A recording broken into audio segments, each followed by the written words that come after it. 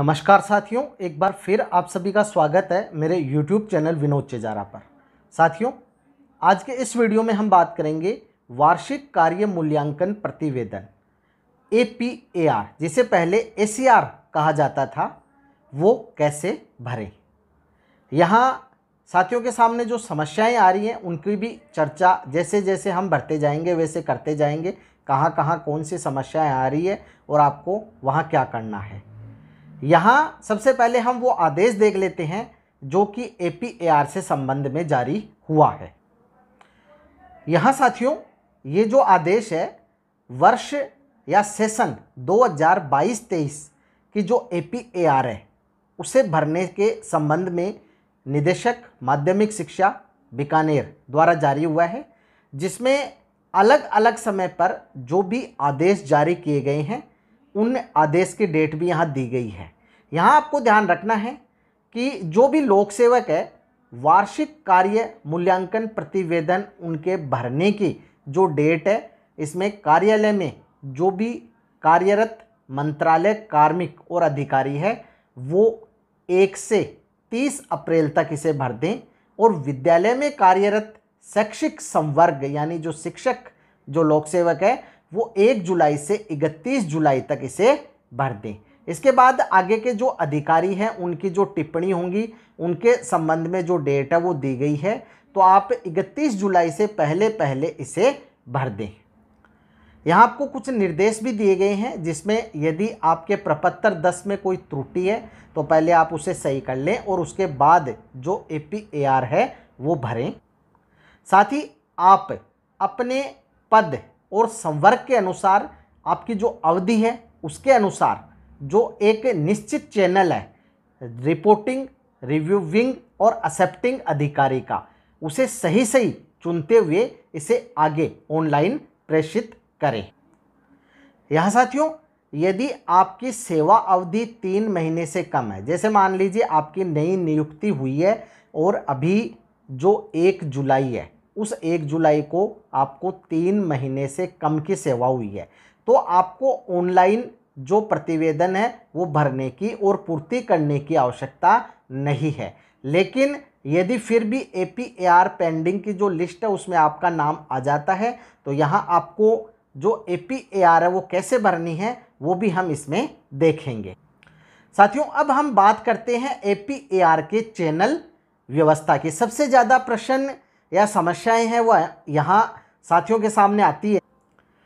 तो यहाँ साथियों, मैं सीधे सीधे आपको 2 वर्गों में जो कर्मचारी हैं उन्हें बांट देता हूँ और आपको समझा देता हूँ ताकि आप अधिक कंफ्यूज नहीं हो। यहाँ आपको ये ध्यान रखना है कि यदि तृतीय श्रेणी के जो कार्मिक है और वो एलिमेंट्री में है तो उनके लिए जो PEO है वो रिपोर्टिंग प्रतिवेदक अधिकारी होंगे, CBEO हैं वो रिव्यूइंग समीक्षक अधिकारी होंगे, और मुख्य जिला शिक्षा अधिकारी जो प्रारंभिक है वो यानी DEO प्रारंभिक वो एक्सेप्टिंग ऑफिसर स्वीकारकर्ता अधिकारी होंगे।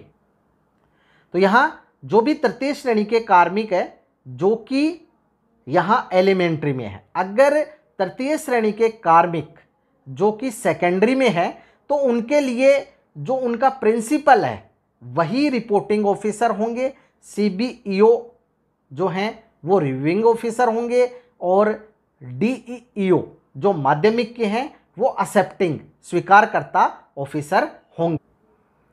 अब हम बात करते हैं वरिष्ठ अध्यापक की। तो वरिष्ठ अध्यापक जो भी सेकेंडरी में हैं उनके प्रिंसिपल हैं वो हो जाएंगे reporting officer, reviewing officer CBEO होंगे, और JD जो कि संभाग के हैं वो एक्सेप्टिंग ऑफिसर होंगे। यदि कोई सेकंड ग्रेड टीचर एलिमेंट्री में है जैसे कि मिडिल HM है तो उनके लिए जो हैं PEO वह रिपोर्टिंग ऑफिसर होंगे, CBEO जो हैं वो रिव्यूइंग ऑफिसर होंगे, और JD है जो संभाग के वो होंगे एक्सेप्टिंग ऑफिसर। बाकी इसे आप जैसे भरेंगे वहाँ आपके अपने आप जो हैं ऑफिसर के पद के अनुसार वो आ जाएंगे। यहाँ अब समस्या ये आ जाती है कि ऑफिसर का चुनाव कैसे करें, किस ऑफिसर का चुनाव करें, तो ये हम APAR में देखेंगे। यहाँ साथियों हमने हमारी स्टाफ विंडो को है लॉगिन कर लिया है।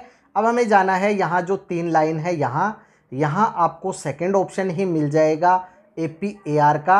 यहाँ आपको 2 ऑप्शन मिलते हैं, APAR का डैशबोर्ड और APAR का FAQ। अगर कोई समस्या है तो यहाँ लगभग FAQ में जो लगभग समस्याएं हैं, frequently asked question, document, circular, order, manual सब दिए गए हैं। आप यहाँ क्लिक करेंगे तो जो PDF है वो डाउनलोड हो जाएगी और उसे आप आसानी से पढ़ सकते हैं। यहाँ जो है आप देख सकते हैं कुछ प्रकार के जो प्रश्न हैं वो दिए गए हैं और उनका जो समाधान है वो भी दिया गया है। फिर भी यदि कुछ समझ में नहीं आए तो आप वीडियो के कमेंट बॉक्स में कमेंट अवश्य करें, आपकी समस्या का निश्चित ही समाधान किया जाएगा। अब हम चलते हैं APAR डैशबोर्ड पर। जब हम यहाँ क्लिक करते हैं तो APAR का जो डैशबोर्ड आपके सामने आ जाता है। यहाँ हमें सत्र 2022-23 का चुनाव करना है, क्योंकि हमें जो APAR भरनी है 2022-23 की भरनी है। इसे ओके कर देते हैं। यहाँ आपको ऊपर जो आपकी बेसिक डिटेल्स है वो दिखाई देंगी। यहाँ अब नीचे आपको 4 ऑप्शन मिलते हैं, क्लिक टू फिल या edit new APAR, pending APAR, field APAR, view APAR status. अब ये जो अभी हम जो ऑप्शन देख रहे हैं ये है सत्र 22-23 के लिए। यदि आप सत्र 21-22 चुनेंगे तो वहाँ आप जो अपनी भरी हुई जो APAR है वो देख सकते हैं और डाउनलोड कर सकते हैं। यहाँ हमें जाना है क्लिक टू फिल या एडिट न्यू APAR पर। यहाँ क्लिक करने के बाद आपको 2 PDF के ऑप्शन यहाँ मिलते हैं, ऑफिसर्स लिस्ट और व्यू APAR चैनल। जब हम ऑफिसर्स लिस्ट पे क्लिक करते हैं तो यहाँ हमारे सामने एक PDF डाउनलोड हो जाती है, जिसमें जितने भी जो ऑफिसर है, रिपोर्टिंग, रिव्यूइंग, एक्सेप्टिंग जो भी हैं, उन सब की जो डिटेल्स है वो यहाँ आप देख पाएंगे। लिस्ट डाउनलोड होने के बाद ओपन हो जाएगी और यहाँ आप मंडल वाइज जो पृष्ठ संख्या है वो देखेंगे और नीचे फिर जो भी अधिकारी हैं कब से कब तक किस पद पे रहे वो सब आप यहाँ देख सकते हैं। यदि यहाँ फिर भी आपके कुछ समझ नहीं आए तो आप वीडियो के कमेंट बॉक्स में कमेंट अवश्य करें। ये 95 पेज की लिस्ट है, अलग अलग जो अधिकारी हैं, अलग अलग जिलों के जो हैं वो आपको यहाँ दिखाई दे देंगे। अब साथियों लोक सेवक का प्रकार आपको चुनना है। यहाँ पहला ऑप्शन है मंत्रालयिक और अन्य अधीनस्थ जो कार्मिक उनके लिए। दूसरा है तृतीय व द्वितीय श्रेणी श्रृंखला के शैक्षिक कार्मिक, व्याख्याता, प्रधानाध्यापक, प्रधानाचार्य, कार्यालय में कार्यरत शैक्षिक कार्मिक। तो यहाँ साथियों जैसे मैंने आपको तृतीय और द्वितीय श्रेणी श्रृंखला के लिए जो चैनल है वो बताया, व्याख्याता, प्रधानाध्यापक जो कि सेकेंडरी स्कूल के हैं, प्रधानाचार्य जो सीनियर स्कूल के हैं। यहाँ इनके लिए जो रिपोर्टिंग ऑफिसर है वो इनके प्रिंसिपल हैं, रिव्यूइंग ऑफिसर है जो CBEO हैं और एक्सेप्टिंग ऑफिसर व्याख्याता के लिए वो जो हैं डायरेक्टर सर हैं। तो यहाँ आप जो चैनल है ऊपर दिया गया है उसमें अपने लिए जो भी अधिकारी हैं उनका अच्छे से देखकर चुनाव करें, अन्यथा जो APAR है वो रिजेक्ट होकर वापस आपकी ID पे आ जाएगी। अब यहाँ आपका जो पदस्थापन है आप देख पाएंगे कब से कब तक कहाँ कहाँ आप रहें, यदि सत्र 22-23 में आपका एक जगह से अधिक जगह पर पदस्थापन हुआ है। यहाँ अगला जो ऑप्शन है कार्यालय में कार्यरत शैक्षिक कार्मिक, कई जो शिक्षक है उनकी ड्यूटी है या डेपुटेशन है वो कार्यालयों में भी है, तो उनको इस ऑप्शन का चुनाव करना है। तो यहाँ साथियों आप जो लोक सेवक का प्रकार है वो सेलेक्ट कर लें तो नीचे के ऑप्शन है वो आ जाएंगे। जैसे यहाँ जो लागू है मेरे ऊपर तृतीय व द्वितीय श्रेणी श्रृंखला के शैक्षिक कार्मिक, जब हम यहाँ क्लिक करते हैं तो यहाँ जो है प्रतिवेदन की जो दिनांक 1 जुलाई 22 से 30 जून 23 तक का शैक्षिक स्टाफ के लिए है और 1 अप्रैल 22 से 31 मार्च 23 तक का मंत्रालय कर्मचारी व अन्य कार्यालय में पदस्थापित शैक्षिक स्टाफ के लिए है। यहाँ साथियों आपको जो डेट है उसका ध्यान रखना है, जैसे कि सबसे पहले जो डेट है वो आएगी कैलेंडर से आपको सेलेक्ट करनी है। यहाँ सबसे पहले साल 2022 कर ले और इसके बाद जो मंथ है वो आपको जुलाई करना है और यहाँ जो डेट है वो 1 जुलाई से ये स्टार्ट होगी। तो 1 जुलाई 2022 से। अब यहाँ सबसे पहले ये जो एप्लीकेशन हम क्रिएट कर रहे हैं, ये चाहे डीडीओ चेंज हुआ हो यानी कि रिपोर्टिंग ऑफिसर चेंज हुआ हो और या चाहे हमारा ट्रांसफ़र हुआ हो, जिस भी पीरियड में हम जिसके अधीन सेवा करते हैं उसके अनुसार हमें सेलेक्ट करना है। तो यहाँ जैसे कि सबसे पहले हमारे जो रिपोर्टिंग ऑफिसर है जुलाई अगस्त और 2 ही महीने रहे, 1 सितंबर को वो रिलीव हो गए। तो यहाँ हम जो डेट है वो अगली जो 2022 है और इसमें अगस्त महीने को सेलेक्ट करके और 30, तो यहाँ जो है रिलीव हुए हैं वो 1 सितंबर को हुए हैं। तो हम यहाँ सेलेक्ट कर लेते हैं 1 सितंबर 2022। इसके बाद लीव यदि आपने ली है, जैसे कि यदि 15 दिन या 15 दिन से अधिक की लीव ली है तो वो मेंशन यहाँ करनी है, सेलेक्ट डेट वाइज डेट करनी है। केवल एक ही लीव है इस पीरियड की यहाँ भरी जाएंगी।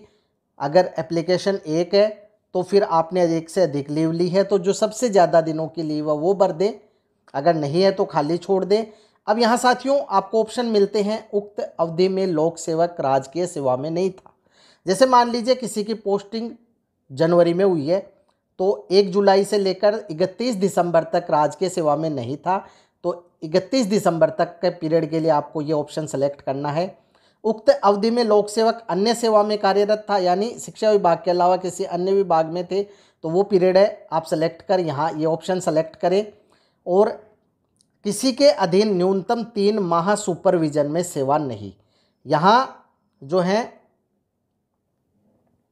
किसी के अधीन यहाँ आपको एपीआर की प्रविष्टि की जानी है, वो ऑप्शन नहीं आएगा क्योंकि अगर 3 माह से अधिक आप किसी के सुपरविजन में सेवा करते हैं तो वो ऑप्शन आता है। यहाँ ऑप्शन 4 आएंगे, फिर जैसे हम आगे देखेंगे यहाँ किसी के अधीन न्यूनतम 3 माह सुपरविजन में सेवा नहीं है, तो ये ऑप्शन हम सेलेक्ट कर लेते हैं। अब यहाँ आप देखेंगे कि जो टाइप है वो हाइड हो जाएगा, पोस्ट है वो ऑटो ही आ जाएगी, पोस्टिंग प्लेस है वो जहाँ था आपका वो आप सेलेक्ट कर लें और इसके बाद इसे सेव कर दें। ये जो पीरियड है इसकी कोई एप्लीकेशन नहीं भरी जाएगी। अब आप यहाँ देख सकते हैं कि 1/7/22 से 1/9/22 तक की जो पीरियड है उसकी ये जो एपीआर है ये क्रिएट हो गई है। अब हम अगली जो डेट है जो कि 2 सितंबर होगी, तो इस तरह से आप सेलेक्ट कर लें।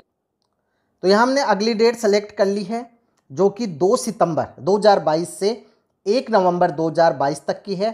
यहाँ तक जो है इन जो डीडीओ हैं जो दूसरे हैं रिपोर्टिंग ऑफिसर उनके अधीन जो सेवा हुई है, तो ये हम देखते हैं कि सितंबर और अक्टूबर 2 ही महीने होते हैं। यहाँ अगर आपके इस पीरियड की लीव कोई है तो लिखें, नहीं तो यहाँ भी हम वही ऑप्शन सेलेक्ट करेंगे, किसी के अधीन न्यूनतम 3 माह सुपरविजन में सेवा नहीं। और फिर अगला जो ऑप्शन है यहाँ हमें जो पद है वो मिल जाएगा और यहाँ जो पोस्टिंग प्लेस है वो मिल जाएगा, वो सेलेक्ट कर लें और यहाँ से इसे सेव कर दें। तो इस प्रकार से साथियों आपको 1 जुलाई से शुरू करना है। 1 जुलाई से हमने जो 1 सितंबर तक जो रिपोर्टिंग ऑफिसर अलग है, उसके बाद 2 सितंबर से 1 नवंबर तक रिपोर्टिंग ऑफिसर अलग है। अब यहाँ जो है 2 नवंबर जो डेट है, तो साथियों अब यहाँ 2 नवंबर अगली जो डेट है वो आ जाएगी और यहाँ जो है लास्ट तक यदि आप वहीं रहे हैं तो 2023 जून और जो तारीख है 30 आपको सेलेक्ट करनी है। अब इसके बाद लीव है तो आप सेलेक्ट करें इस पीरियड की, नहीं है तो छोड़ दें। अब यहाँ आप देखेंगे कि अगर 3 महीने से ज़्यादा है तो ऑप्शन आ जाएगा एपीएआर की प्रविष्टि की जानी है, यहाँ हम इसे सेलेक्ट कर लेते हैं। और इसके बाद अगला जो ऑप्शन है वो है जो राज्य अधीनस्थ शिक्षा सेवा कार्मिक, यानी आपके जो कैडर वो आ जाएगा, यहाँ जो है पोस्ट आ जाएगी। अब यहाँ आपका जो पद स्थापन है वर्किंग में जो भी है वो आप सेलेक्ट कर लें और इसके बाद इसे यहाँ से सेव कर दें।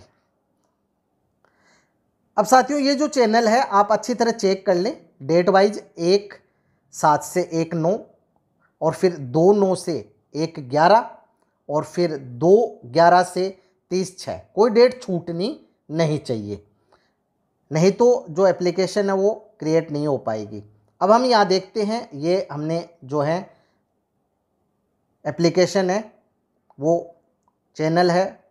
अब सेलेक्ट करने के लिए आगे क्रिएट APR एप्लीकेशन पे क्लिक करना है।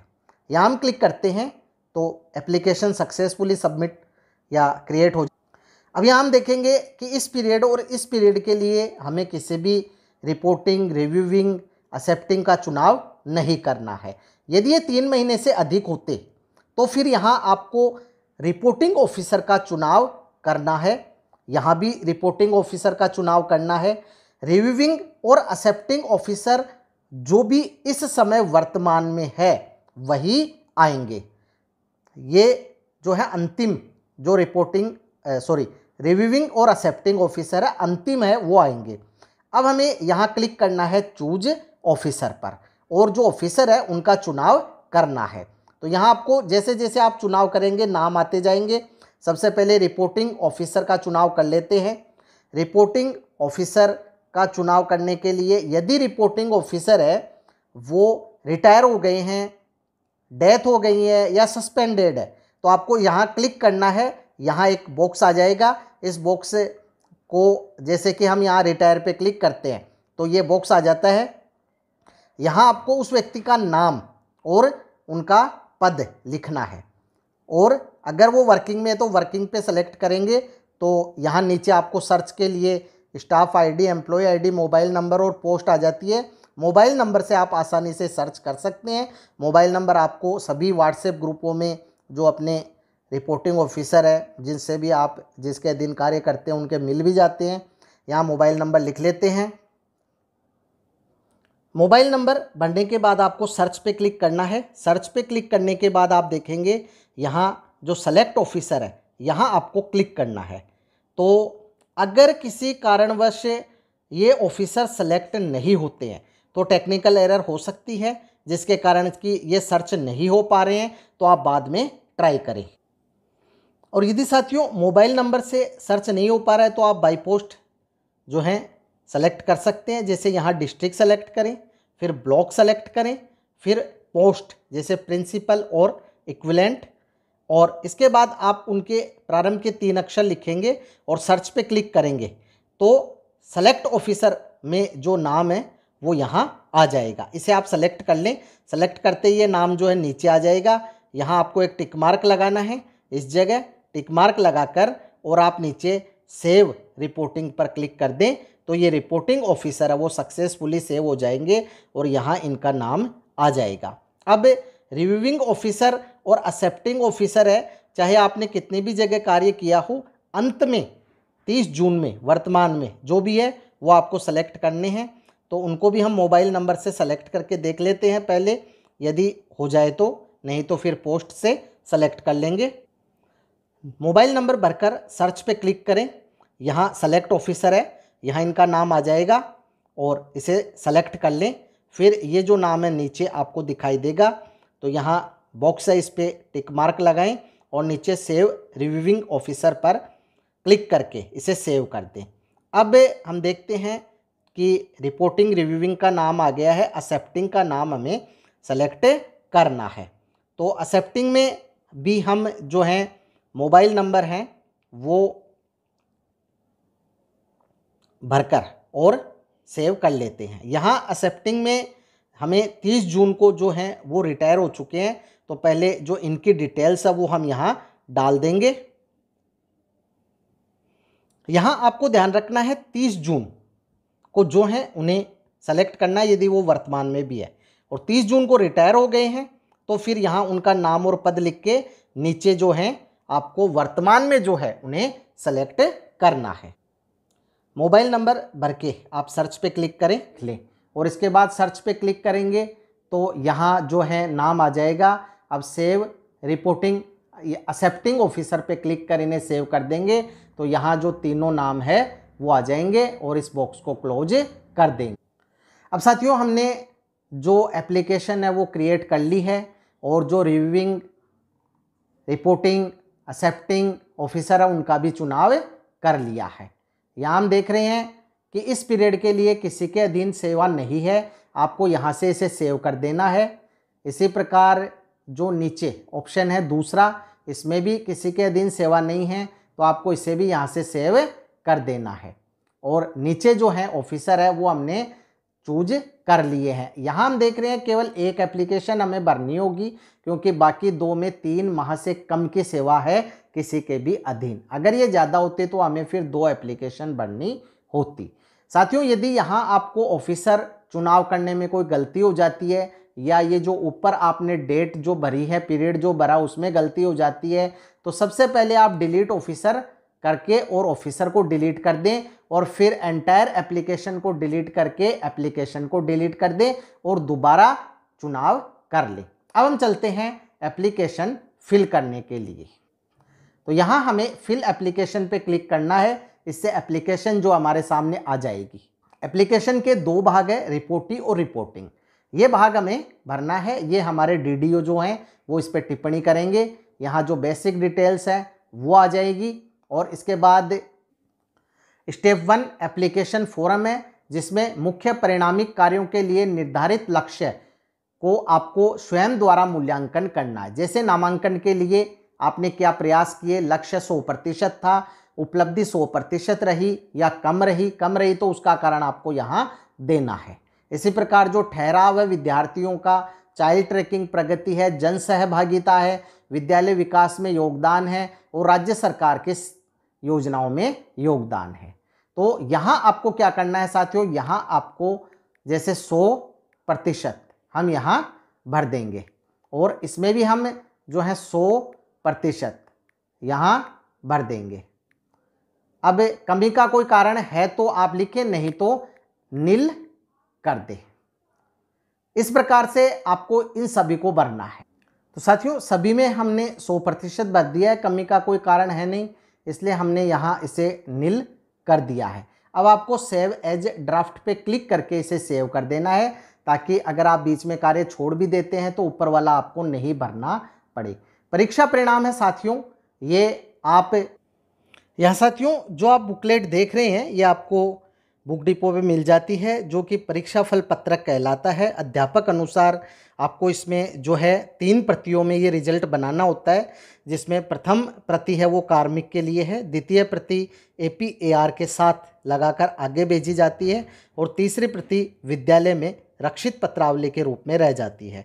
यहाँ आपको केवल बोर्ड क्लास का जो रिजल्ट है वो भरना होता है, तो आप रिजल्ट को अच्छी तरह देखकर इसमें भर लें और जो संस्था प्रधान है वो इसे प्रमाणित कर देते हैं, फिर आप ऑनलाइन करें ताकि यदि आपने गलत ऑनलाइन कर दिया तो फिर एप्लीकेशन वापस आपके पास आ जाएगी और दोबारा आपको उसे सही करके भेजना होगा। यहाँ साथियों आपको कक्षा सेलेक्ट करनी है तो कक्षा केवल बोर्ड क्लास ही आपको मिलती है। अब यदि आप संस्था प्रधान हैं तो आपको संस्था प्रधान का रिजल्ट भी भरना होगा और अपने विषय का रिजल्ट भी भरना होगा। तो यहाँ जो हम सबसे पहले कक्षा 8 सेलेक्ट कर लेते हैं और कक्षा 8 में जो विषय है वो सेलेक्ट कर लेते हैं हमारा क्या विषय है और इसके बाद कुल विद्यार्थी कितने हैं वो लिख देंगे और इसके बाद जो हैं उत्तीर्ण कितने हुए वो आपको यहाँ लिखने हैं। जैसे 7 विद्यार्थी हैं, 7 उत्तीर्ण हो गए हैं। यहाँ आपको 60% या अधिक अंक प्राप्त करने वाले विद्यार्थियों की संख्या लिखनी है। तो चूंकि कक्षा 5 और कक्षा 8 में ग्रेड आती है तो आपको ध्यान रखना है कि C ग्रेड 51 से 70 तक है, B ग्रेड 71 से 85 तक है और A ग्रेड जो है वो 86 से 100 तक है। तो यहाँ चूँकि हमारे पास मार्क्स नहीं है तो आप C ग्रेड तक के जो विद्यार्थी हैं 60% से ऊपर में ले सकते हैं। यदि मार्क्स है तो उसके अनुसार निकालें।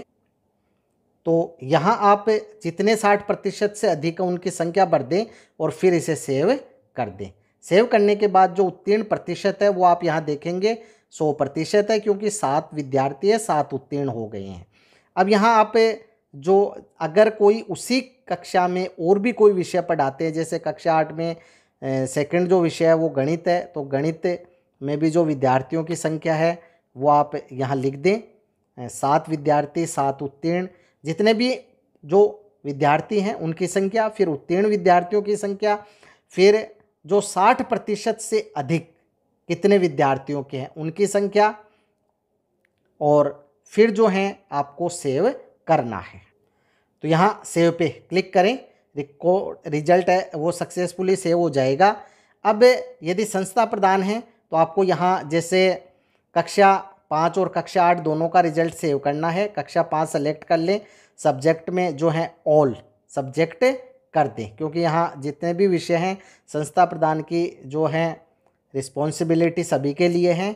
अब संस्था का जो रिजल्ट कक्षा 5 का है वो क्या रहा, तो यहाँ विद्यार्थियों की संख्या लिखें और इसके बाद जो पास हुए, उत्तीर्ण हुए उन विद्यार्थियों की संख्या लिखें, और इसके बाद 60% से अधिक अंक लाने वाले विद्यार्थियों की संख्या। तो यहाँ जो संख्या है वो आप लिख दें और इसे भी सेव कर दें। ये रिजल्ट सेव हो गया है। अब जो है कक्षा 8 के लिए भी संस्था प्रदान का जो रिजल्ट है यहाँ ऑल सब्जेक्ट करना है। उसके बाद कक्षा 8 में जो विद्यार्थियों की संख्या है वो भरेंगे, उत्तीर्ण विद्यार्थियों की जो संख्या है वो भरेंगे, और उसके बाद 60% से अधिक जितने भी विद्यार्थियों के हैं नंबर उनकी संख्या भरकर इसे भी सेव कर देंगे। तो इस प्रकार से जो रिजल्ट है वो आ जाएगा। अब यहाँ आपको अन्य शैक्षणिक उपलब्धियों का उल्लेख करना है, जैसे लेख है, शोध पत्र हैं, पत्र वाचन है, अध्यापन प्रतियोगिताएं हैं या अन्य पुरस्कार है। तो जैसे आप कोई लेख लिखते हैं शिक्षा से संबंधित, उसके बारे में यहाँ विवरण दे सकते हैं। आपने कोई शोध कार्य किया है तो उसके बारे में यहाँ विवरण दे सकते हैं। पत्र वाचन आपने यदि किसी समारोह में किया है शिक्षा विभाग के तो इसका विवरण आप यहाँ दे सकते हैं। अध्यापन कोई प्रतियोगिता में भाग लिया है या अन्य स्तरीय पुरस्कार है, तो जैसे अगर शिक्षक दिवस को आपको पुरस्कार मिला है तो वो, या 15 अगस्त 26 जनवरी को मिला है तो वो आप यहाँ दे सकते हैं।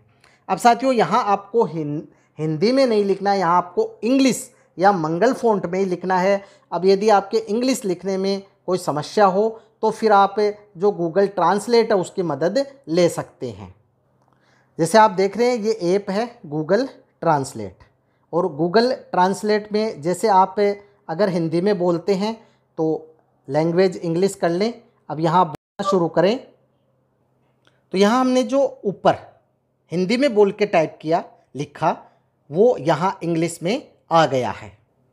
अब आप यहाँ से इसे कॉपी कर लें और वहाँ पेस्ट कर दें। तो यहाँ हम जो हैं आसानी से इसे पेस्ट कर देंगे, और यदि यहाँ पेस्ट नहीं होता है तो फिर आपको टाइप करना होगा जो भी आपने मैटर बनाया है। तो यहाँ साथियों ये हमने लिख दिया है।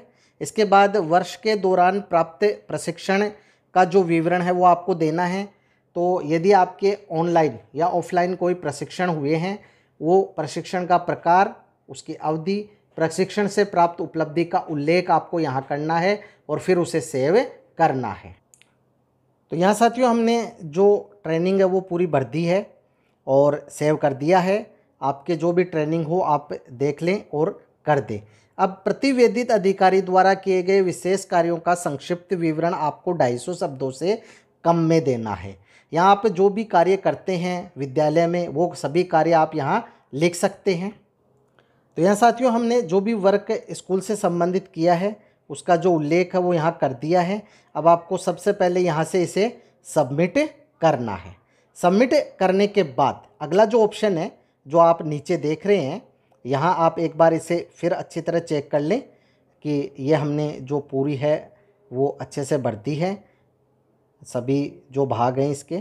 अब यहाँ हम देखेंगे for lock and finish and lock APR click here. अब आपको सबमिट के बाद यहाँ क्लिक करना है, लॉक और फिनिश करना है। इसके बाद हम सबसे नीचे वापस पेज पर आ जाएंगे और यहाँ हम देखेंगे कि आप जो भरी हुई APR है उसका प्रीव्यू देख सकते हैं। एक बार अच्छी तरह देख लें और उसके बाद ही इसे आगे OTP से सबमिट करें।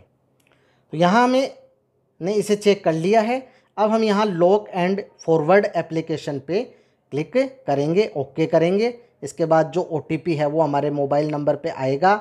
यदि आप चिकित्सा परीक्षण रिपोर्ट अपलोड करना चाहते हैं तो यस क्लिक कर अपलोड करें, अन्यथा नो पे ही क्लिक रहने दें और सेव मेडिकल स्टेटस कर दें। तो मेडिकल स्टेटस है वो नो पर सेव हो जाएगा। अब हमें सेंड OTP पे क्लिक करना है, तो सेंड OTP पे क्लिक करते ही आपके फ़ोन में OTP आएगा और OTP भरकर कन्फर्म OTP पे क्लिक करें और इसे OTP से सबमिट करें। अब ये जो एप्लीकेशन है आपके रिपोर्टिंग ऑफिसर के पास चली गई है। अगर इसमें कोई गलती होगी तो इसे रिजेक्ट कर देंगे और फिर आपको वापस इसे दोबारा भरना होगा। अब हम यहाँ देख सकते हैं ऑलरेडी सबमिटेड ऑन जुलाई 13 और टाइम आ रहा है। तो इस प्रकार से साथियों आप अपनी वार्षिक कार्य मूल्यांकन प्रतिवेदन APAR को भर सकते हैं। रिपोर्टिंग, रिव्यूइंग और एक्सेप्टिंग ऑफिसर का चुनाव कर सकते हैं। एक से अधिक जगह पदस्थापन है तो ऑफिसर का चयन, एप्लीकेशन कैसे भरनी है ये भी आपने वीडियो में जाना। फिर भी यदि कोई समस्या हो तो कमेंट बॉक्स में कमेंट अवश्य करें, आपकी समस्या का निश्चित ही समाधान किया जाएगा। वीडियो यदि अच्छा लगे तो लाइक करें, शेयर करें, सब्सक्राइब करें और बेल आइकॉन को टिक करें ताकि नए वीडियो की जो नोटिफिकेशन है वो आपको तुरंत मिल सके। इसी के साथ आप सभी का बहुत बहुत धन्यवाद और मिलेंगे अगले वीडियो में।